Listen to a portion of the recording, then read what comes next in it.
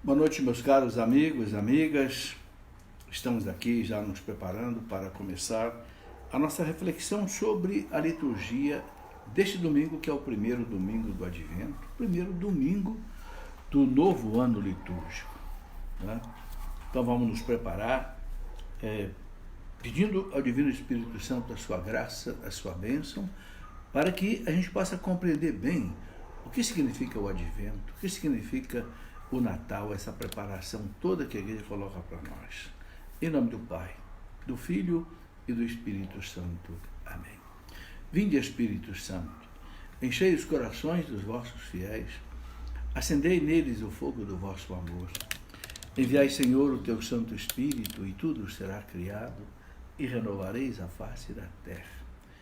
Oremos, ó Deus, que instruíste os corações dos vossos fiéis, com a luz do Espírito Santo, fazei, Senhor, que apreciemos retamente todas as coisas segundo o mesmo Espírito e gozemos sempre da sua consolação. Por Cristo nosso Senhor. Amém.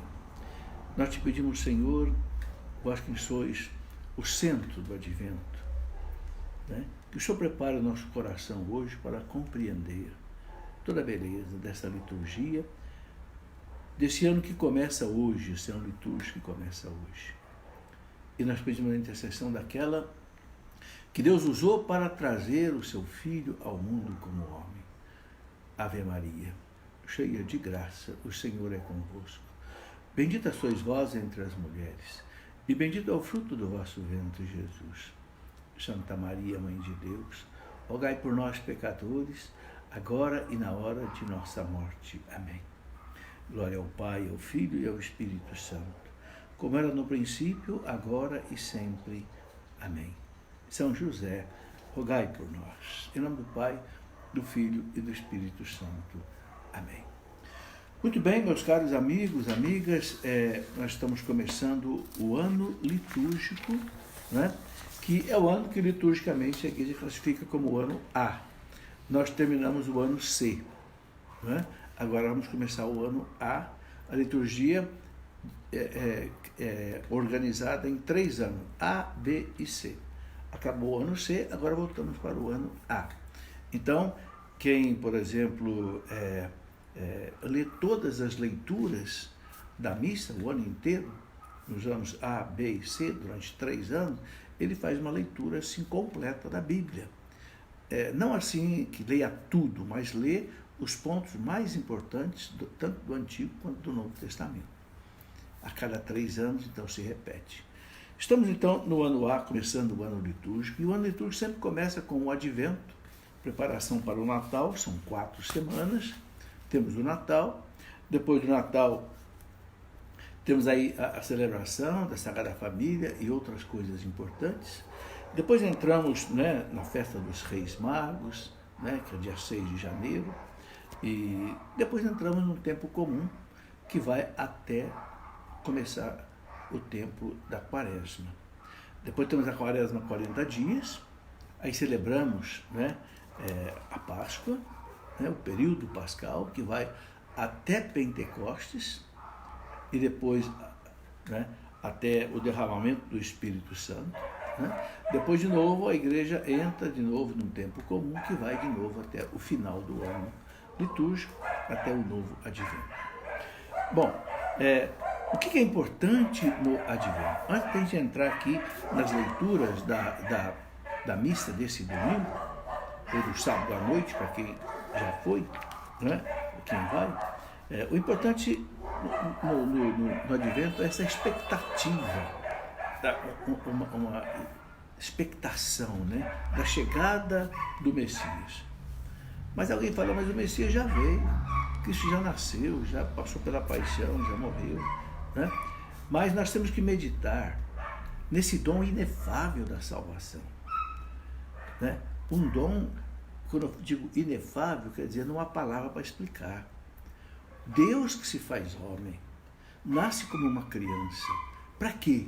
Para morrer por nós, para entregar a sua vida a Deus de valor infinito, para poder resgatar a humanidade das mãos do demônio, do pecado, das trevas e trazer de novo para Deus.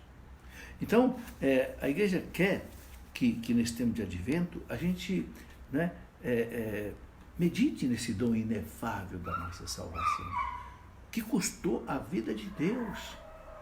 Como São Pedro diz lá na primeira carta dele, capítulo 1, versículo 18, né? Não foi a preço de coisas perecíveis, ouro e prata, que nós somos resgatados nessa nossa vã maneira de viver, não, mas foi pelo sangue precioso do Cordeiro imolado de Deus. É isso que a gente precisa meditar nisso, né? Quanto custou a minha salvação? Quanto custou eu ser arrancado das mãos do demônio no dia do meu batismo e trazido para o reino de Deus, para a igreja, me tornando de novo filho adotivo do Pai em Jesus Cristo, membro da igreja, templo da Santíssima, morada da Santíssima Trindade. Quanto custou isso para mim, para você? Custou a vida desse menino que chega no Natal. Por isso nós temos que preparar, né?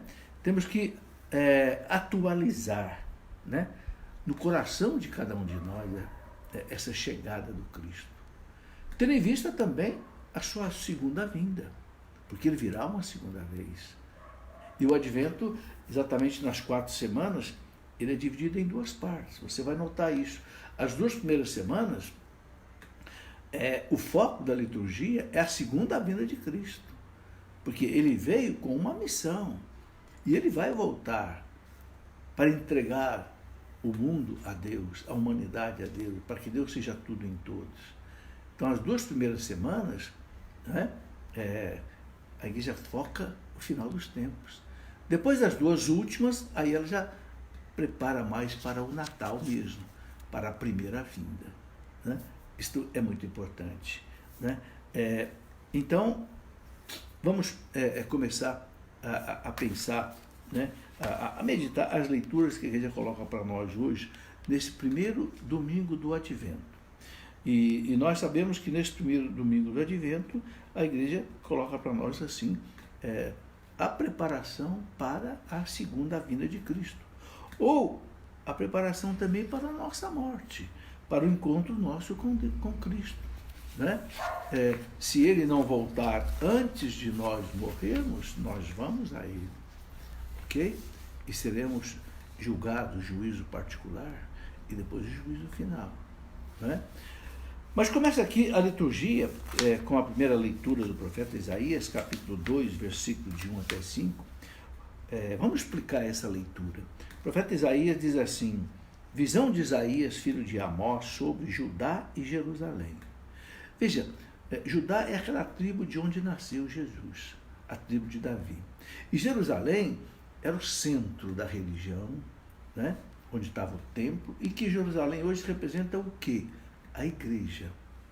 Porque quando termina lá o Apocalipse, no capítulo 21, São João vê, né, a Jerusalém celeste descida do céu, a igreja, a esposa do Cordeiro. Ele diz, né, que vai celebrar com ele as núpcias do Cordeiro.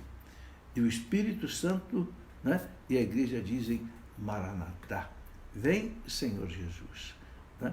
Então, essa Jerusalém que Isaías coloca lá no Antigo Testamento, para nós é a igreja. E ele diz, acontecerá nos últimos tempos. Nos últimos tempos.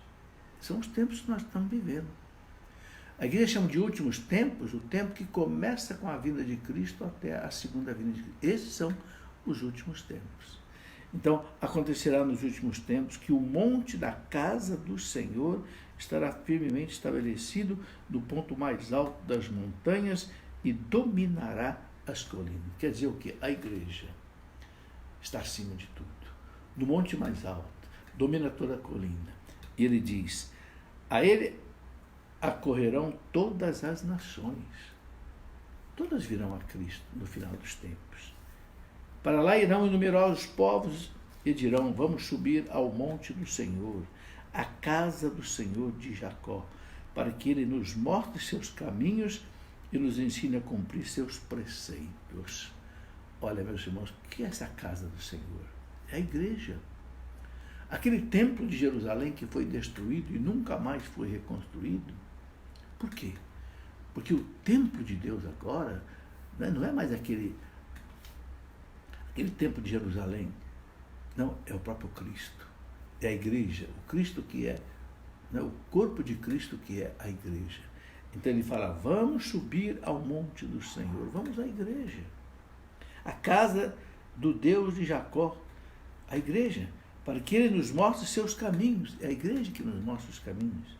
E nos ensine a cumprir seus preceitos. Porque de Sião, Sião é a Jerusalém, é a igreja, provém a lei. E de Jerusalém, a palavra do Senhor. Da igreja, a palavra do Senhor. Então, o que o profeta está dizendo aqui? Todos os povos virão à igreja para ouvir a voz do Senhor, aprender os seus preceitos de como se deve viver. Ele há de julgar as nações e arguir numerosos povos. Aí o juízo, né? Estes transformarão suas espadas em arados. Que coisa bonita, né? Não haverá mais guerra, haverá paz. A espada vira um arado para plantar e colher. E suas lanças em foices. Transforma as lanças, que é de matar, em foice, que é de colher, a colheita, né? Não pegarão em armas uns contra os outros e não mais travarão combate. Ou seja, ele está falando dos tempos messiânicos, quando Cristo voltar. Né? Aquilo que o profeta Isaías fala lá no capítulo 11 dele, né? Não haverá mais mal, nem entre os animais. Né? É bonita esta passagem do profeta Isaías, do capítulo 11, né? Onde ele diz assim, que haverá paz até entre os animais. É um texto maravilhoso, né? que diz assim, o leão e o cordeiro vão comer palha um do lado do outro. Palha, ou seja, o leão vai comer palha, o leão não vai mais matar ninguém. Né? Uma criança de colo poderá colocar a mão na toca da serpente e ela não lhe fará mal nenhum. Que coisa maravilhosa. Né? Ele fala, o urso e a vaca comerão juntos e não vão brigar mais. A pantera e o cabrito vão se deitar um do lado do outro e as suas crias estarão juntas, sem haver briga. Então, é o tempo messiânico, quando Cristo voltar. Todo o mal será eliminado e haverá então a paz. Então, continua o livro do profeta dizendo para nós, né, o seguinte, depois que ele coloca isso, ele diz, né, nós então vamos à casa do Senhor. E ali nós vamos ouvir, né, o que Deus tem para nós. Né? Termina dizendo assim, vinde todos da casa de Jacó e deixemos guiar pela luz do Senhor. Então, a primeira leitura, ele já coloca assim um pano de fundo, né, do que é o advento. O Cristo que chega e cujo reinado messiânico vai ser um reinado de paz. Depois, temos o Salmo, que é como que emoldura tudo isso. O Salmo 121, que diz que alegria quando me disseram, vamos à casa do Senhor. Que alegria quando me disseram, vamos à igreja. Vamos viver, né, aí no corpo de Cristo. Que alegria quando eu vi que me disseram, vamos à casa do Senhor, e agora nossos pés já se detêm em Jerusalém, em suas portas. Essa Jerusalém para nós hoje é a igreja. Que alegria voltar para a igreja. Sobretudo aquele que está afastado da igreja, aquele que, né, não conhece o Cristo direito, as maravilhas de Deus. Que alegria quando ele se converte e volta para a igreja. Né? E aí ele diz, para lá sobem as tribos de Israel, as tribos do Senhor, para louvar, segundo a lei de Israel, o nome do Senhor. A sede da justiça lá está, e o trono de Davi. Ali está a igreja, ali está o Cristo, ali está a salvação. Rogai que viva em paz, Jerusalém, que rogai que viva em paz a igreja, e em segurança os que te amam, que a paz habite dentro de teus muros, tranquilidade em teus palácios. Por amor a meus irmãos e meus amigos, peço a paz em ti. Pelo amor que tenho à casa do Senhor, eu te desejo todo bem. Então, é esse chamado de vir para a igreja com alegria.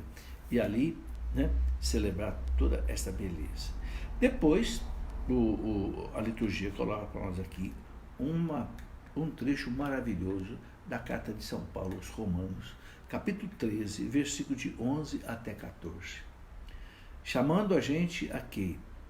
A buscar a salvação. Né? Porque o Cristo que vai chegar é santo. E veio estabelecer o seu reino, que é um reino de santidade. Então São Paulo diz, vós sabeis em que tempo estamos, pois já é hora de despertar, é hora de acordar. Estamos no final dos tempos. Com efeito, agora a salvação está mais perto de nós do que quando abraçamos a fé. Por que a salvação está mais perto de nós do que quando abraçamos a fé? Porque o Cristo está aí chegando, o Salvador está chegando. Né? Aí ele coloca um trecho que foi o que mudou a vida de Santo Agostinho. Foi a gota d'água da conversão de Santo Agostinho. A noite já vai adiantada, o dia vem chegando, despojemo-nos das ações das trevas e vistamos as armas da luz. Meus irmãos, esse versículo aqui, Romanos 13, né, 12 também o versículo 13, que diz, né, procedamos honestamente, como em pleno dia, nada de glutonerias e bebedeiras, nem de orgias sexuais e imoralidades, nem de brigas e realidades, pelo contrário, revestivos do Senhor Jesus Cristo. Esse trecho aqui foi que tocou profundamente a vida de Santo Agostinho. Quem já leu a vida de Santo Agostinho, que ele escreve lá nas suas confissões, é impressionante, né? Agostinho lutava dentro dele o bem e o mal, como que disputando o coração desse gigante. Ele queria abraçar Cristo, mas o peso da carne dentro dele, o peso do pecado, né, não permitia. Aí, num dia desses, que ele estava assim, naquele conflito na casa dele, né, ele viu o Evangelho em cima da mesa. E o Evangelho estava aberto. Né? Ele ouviu como que um canto de criança no ouvido dele. Toma e lê. Era como uma espécie de uma música. Ele conta como se fosse uma voz de criança. Toma e lê. Toma e lê, Agostinho. E ele pegou o Evangelho aberto, ali na carta de São Paulo aos Romanos, capítulo 13, versículo 12 e 13, e Agostinho leu, a noite já vai adiantada. O dia vem chegando, despojemo-nos das obras das trevas e vistamos as armas da luz. Agostinho sentiu, caiu num pranto, né? Num pranto. E naquele pranto, Deus lavou a sua alma, Agostinho deixou todas as obras das trevas, porque ele vivia isso aqui, né? Isso que fala aqui, nada de glutonerias, bebedeiras, orgias sexuais, imoralidades, nem de brigas e rivalidades. Agostinho vivia tudo isso. Para com isso, chega, né?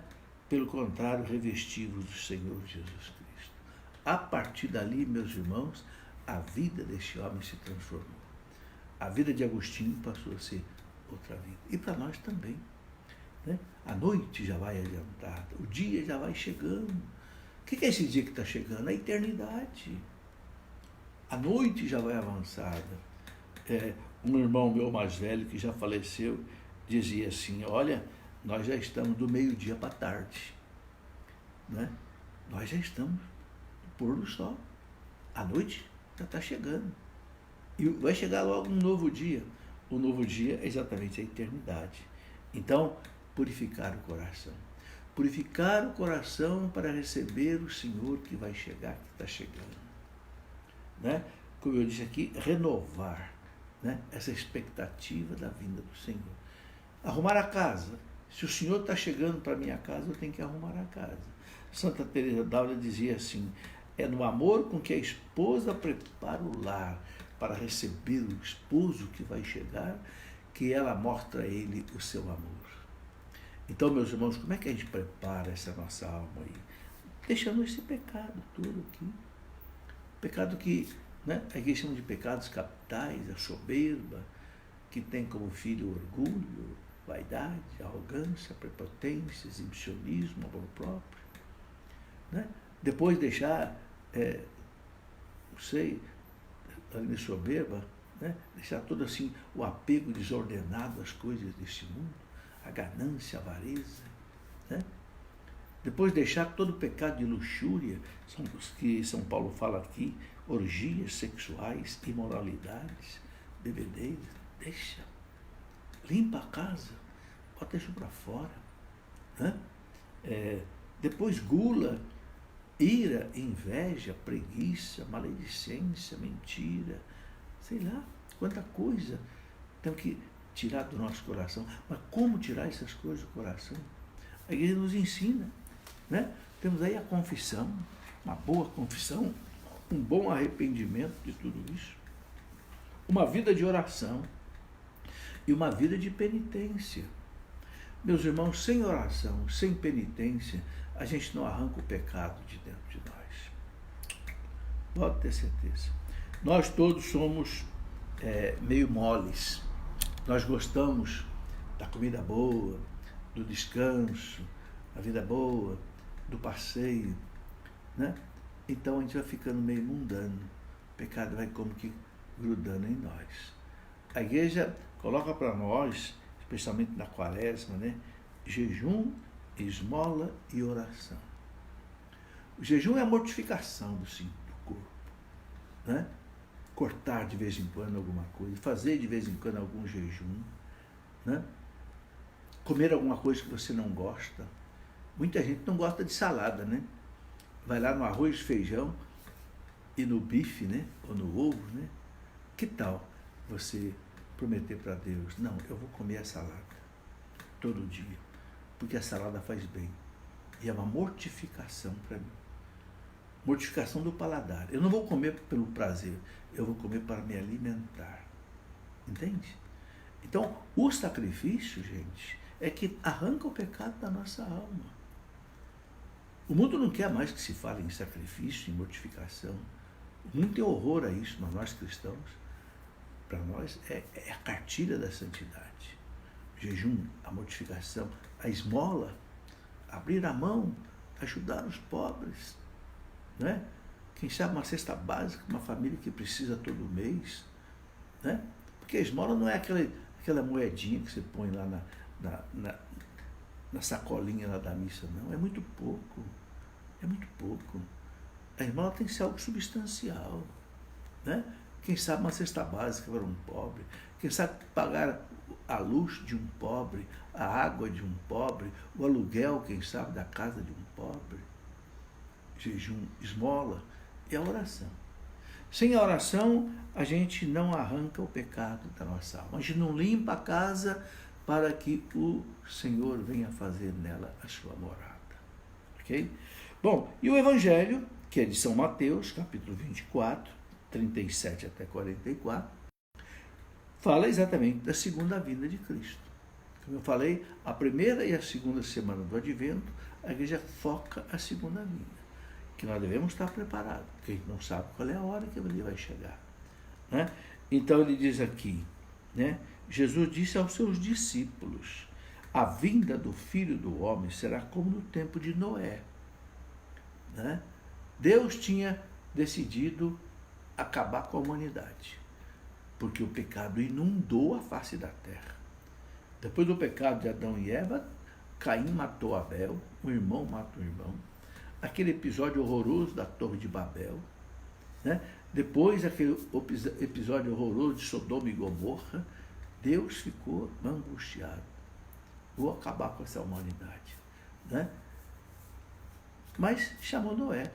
E Noé, né? Ele diz aqui, pois nos dias antes do dilúvio, todos comiam, bebiam, casavam-se, davam-se em casamento, até o dia em que Noé entrou na arca.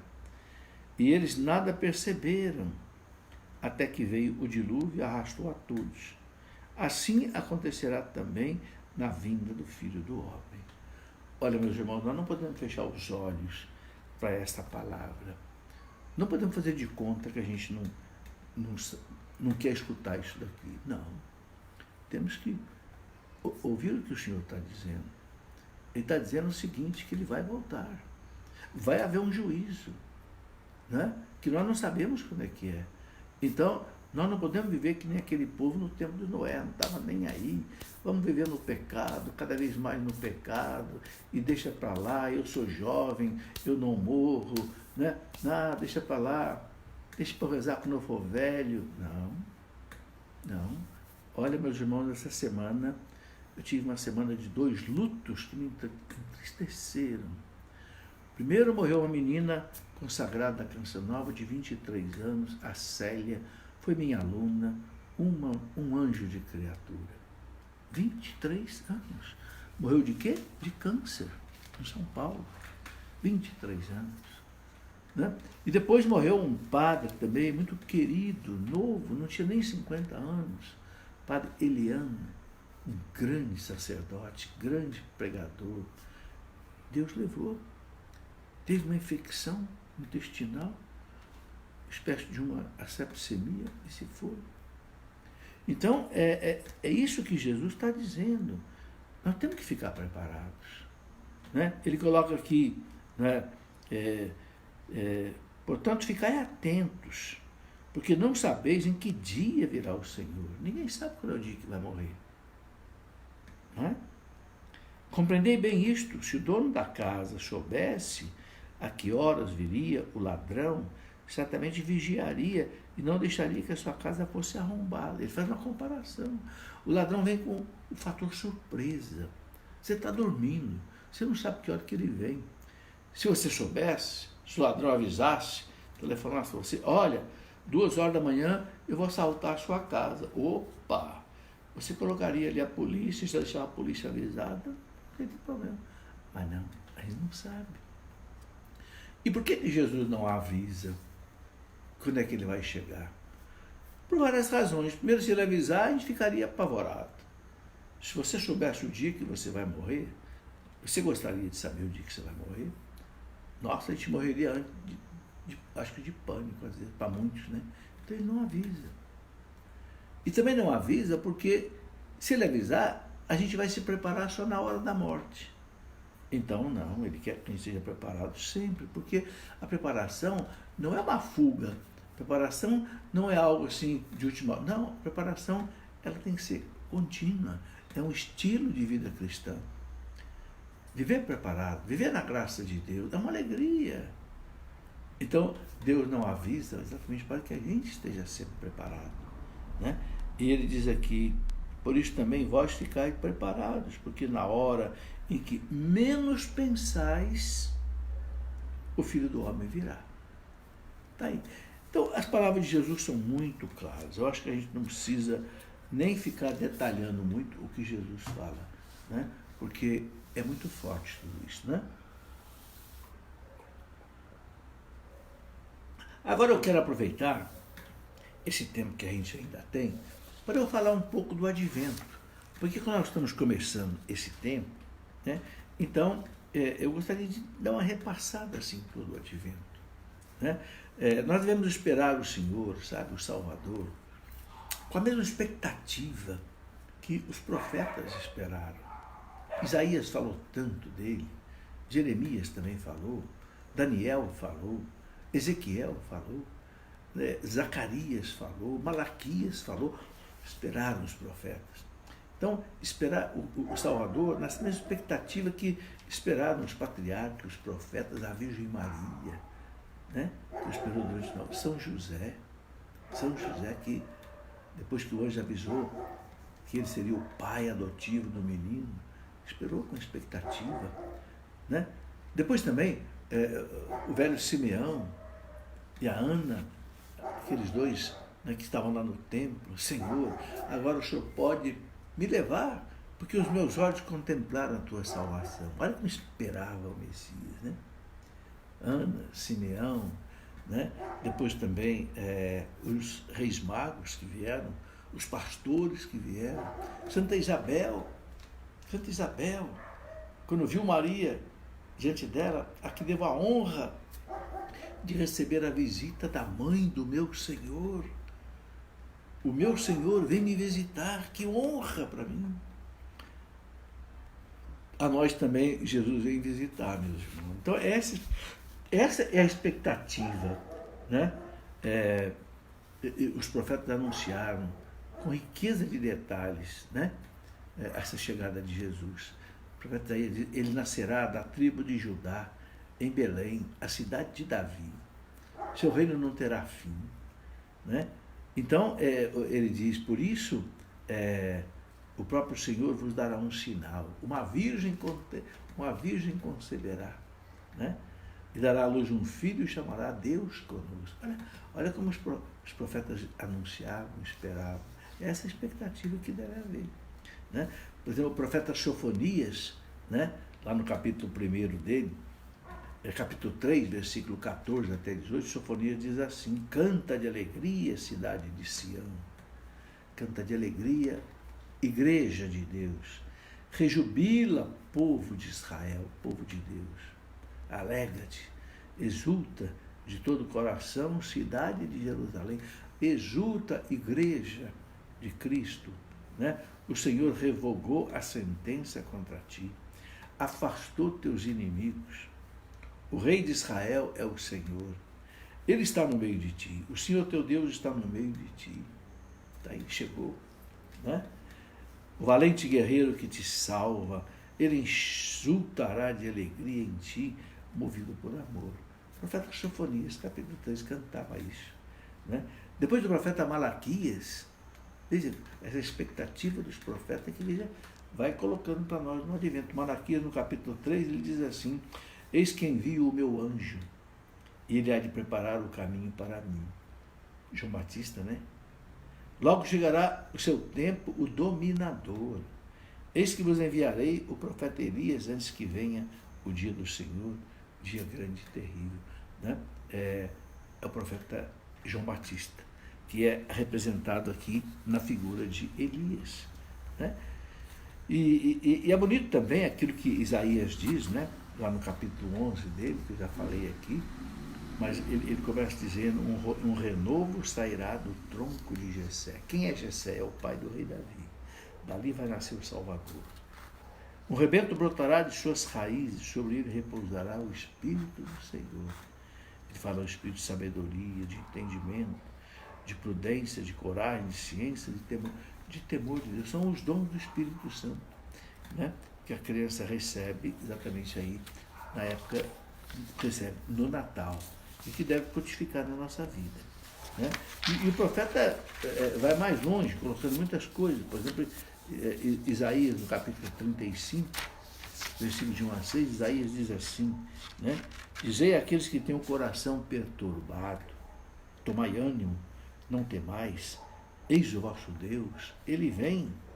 Eis que chega a retribuição de Deus, ele mesmo vem salvar-vos. Então se abrirão os olhos do cego e se desimpedirão os ouvidos dos ouvidos. Então o coxo saltará como um servo, e a língua do mudo dará gritos alegres, porque águas jorrarão no deserto e torrentes na estepe. Isaías 35, de 1 até 6. Quando os discípulos de João Batista foram perguntar para Jesus: é o Senhor o Messias? Ou devemos aguardar outro? Que Jesus diz: olha o que Isaías diz, é o que está acontecendo. Né? É muito bonito. Olha, desde lá do livro do Gênesis já estava anunciado Jesus. Lá no Gênesis 49, versículo 10, está escrito assim: o cetro não será tirado de Judá. Judá é a tribo de Davi. Nem o bastão de comando dentre seus pés, até que venha aquele a quem pertence e a quem obedecerão todos os povos. Então, lá no Gênesis, no primeiro livro da Bíblia, já estava anunciado o Salvador. Né? E que bonito o profeta diz, né? Porque um menino nos nasceu, um filho nos foi dado. Ele recebeu o poder sobre os seus ombros. Ele foi dado a este nome: Conselheiro Maravilhoso, Deus Forte, Pai Eterno, Príncipe da Paz. Tá aí. Vejam como esse anúncio de Jesus foi enorme no Antigo Testamento. E mais uma citação só do profeta Malaquias, capítulo 5, versículo 1. Malaquias diz assim: mas tu, Belém, Éfrata, embora menor dos clãs de Judá, de ti sairá para mim aquele que será o dominador em Israel. Ou seja, até o lugar em que ele ia nascer, os profetas anunciaram. Né? E é tudo isso que hoje nós celebramos com grande alegria. Então, meus irmãos, o sentido do advento, né, é relembrar o maior acontecimento da história da humanidade. Tanto é o maior acontecimento da história da humanidade que a história da humanidade está dividida em duas partes, antes de Cristo e depois de Cristo.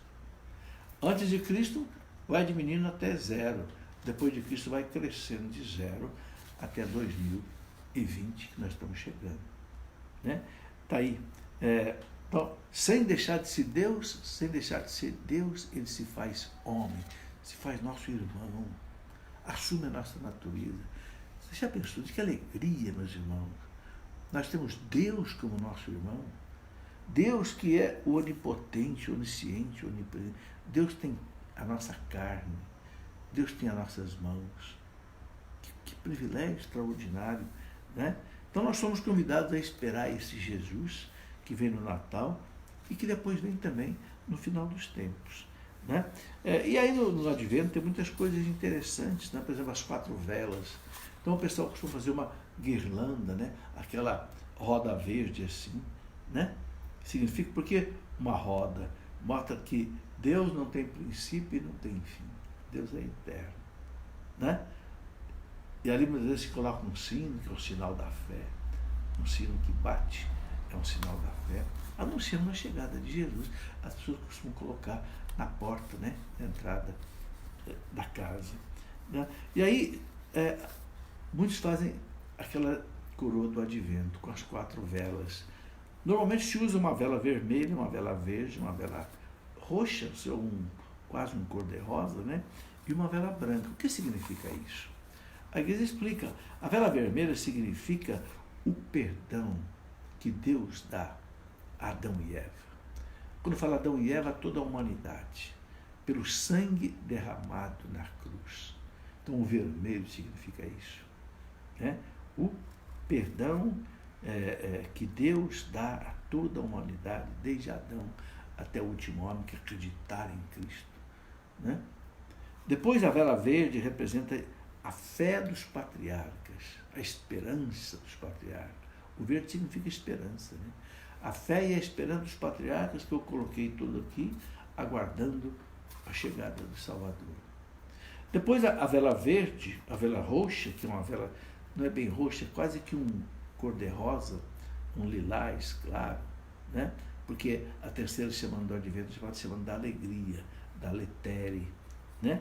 Exatamente simboliza a alegria do rei Davi, o rei que simboliza o próprio Cristo. Então é a alegria da chegada do Cristo.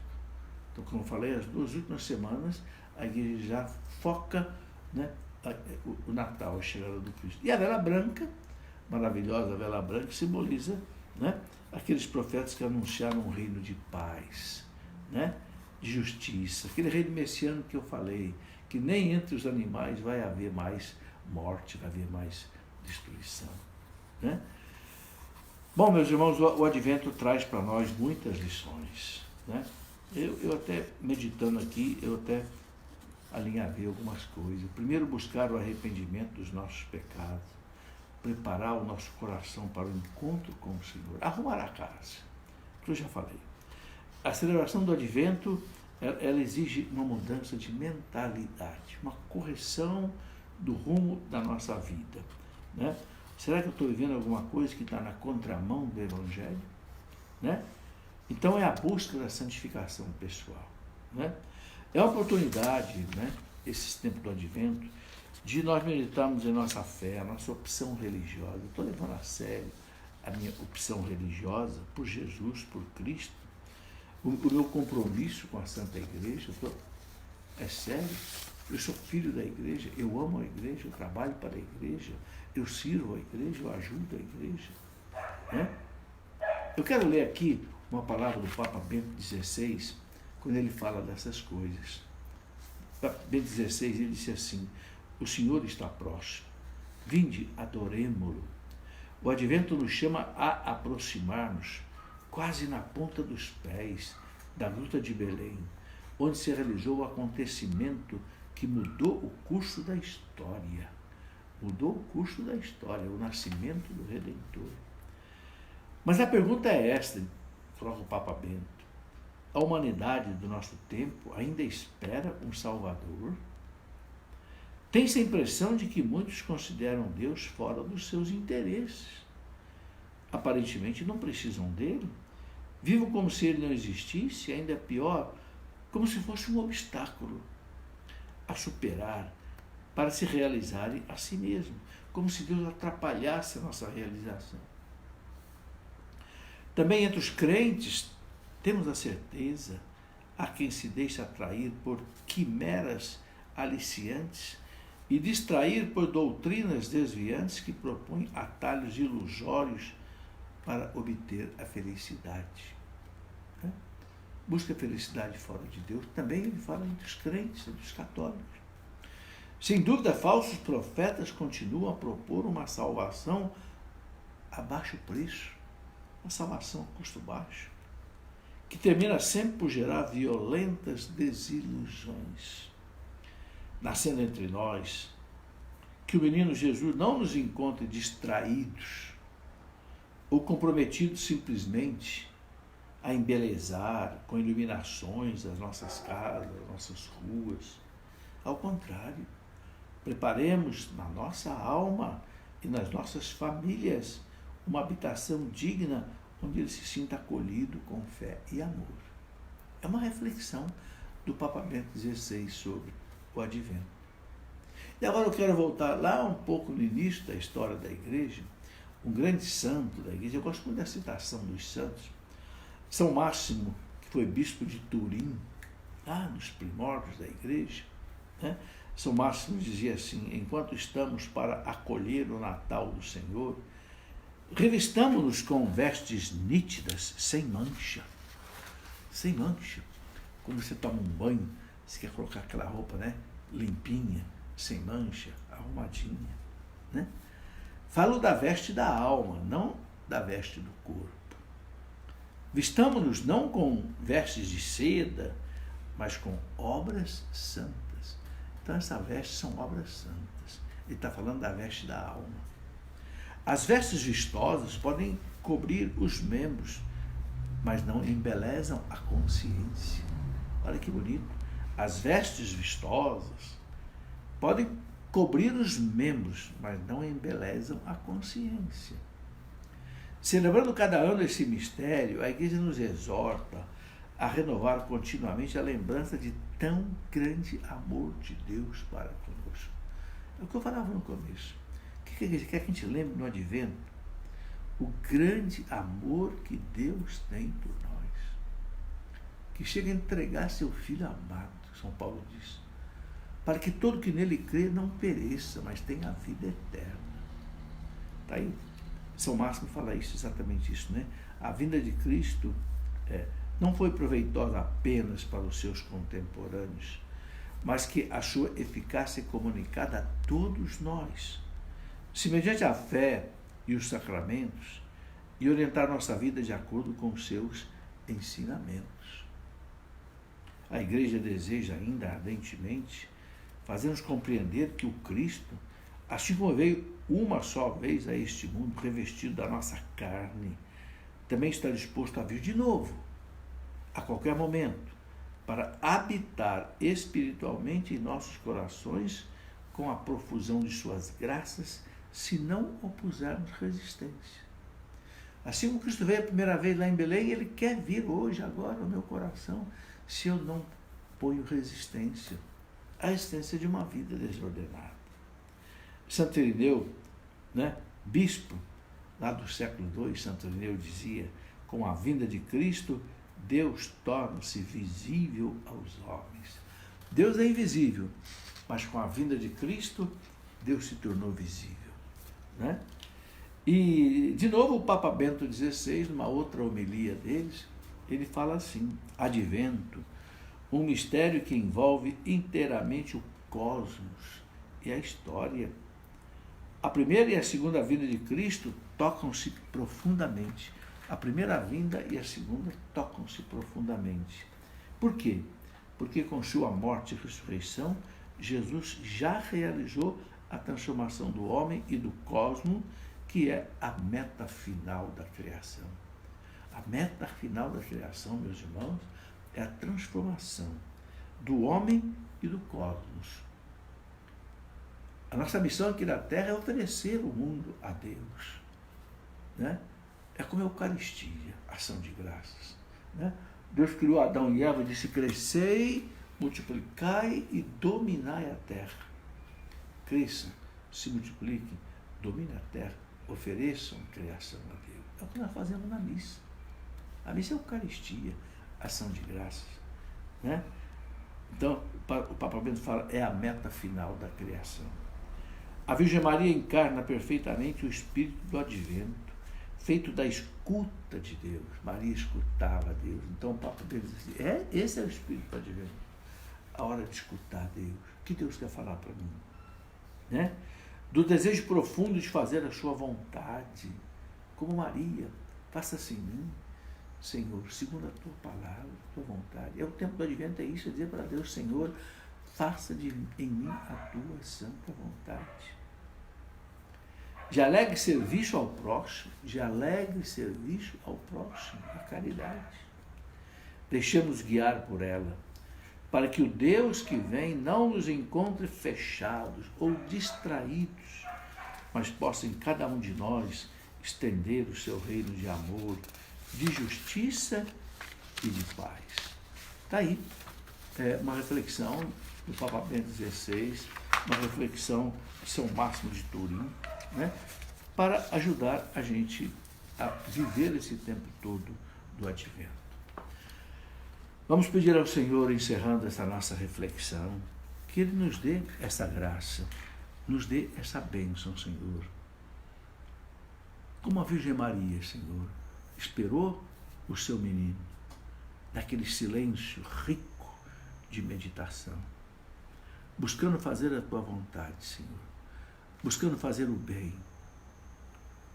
limpando o coração, preparando a casa, preparando a morada para que o Senhor venha com a sua graça, com a sua bênção, com a sua salvação para cada um de nós. E nós te pedimos isso, Senhor Jesus, nesta noite, pela intercessão de Nossa Senhora. Esta Senhora que nós celebramos também no Advento como Imaculada. Essa Senhora que nós celebramos no Advento como também a Rainha, a Padroeira da América Latina, Nossa Senhora de Guadalupe. Né? Que o Senhor, então, pela intercessão de Nossa Senhora Imaculada, ela que não teve o pecado original, Nossa Senhora de Guadalupe que trouxe, né, a fé católica, todo esse mundo da América, intercedam por nós, para que a gente possa viver esse advento, Senhor, com bastante graça, com bastante bênção. Glória ao Pai, ao Filho e ao Espírito Santo, como era no princípio, agora e sempre. Amém. Boa noite, meus amigos e amigas. Tenham um domingo abençoado por Deus. Amanhã, se Deus quiser, estarei em 2 cidades, Piracicaba, na parte da manhã e na parte da tarde em Jundiaí, participando do Encontro Semente de Vida Nova, um projeto muito bonito que tem como objetivo formar líderes cristãos para atuar na sociedade e transformar a sociedade numa sociedade cristã. Amém. Em nome do Pai, do Filho e do Espírito Santo. Amém.